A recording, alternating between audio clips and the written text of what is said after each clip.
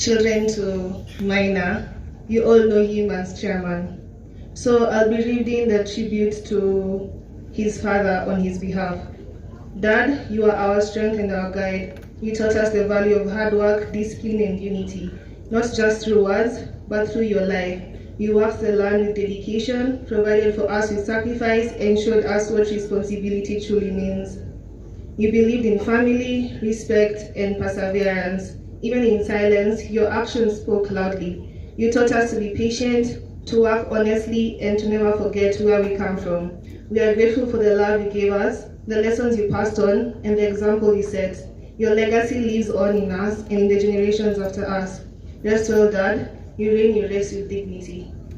Thank you. Good afternoon. My name is John Madenge, son of the late Medi Wamboi Kamunya and grandson to the late Stephen Kamunya Njoroge. And I will read the tribute of the grandsons and granddaughters. Dear Grandpa, you are a pillar of wisdom and strength in our lives. Your story carried history, courage, and lessons of perseverance. You showed us the importance of faith, resilience, and staying grounded no matter the season. You loved your land, your animals, and your family.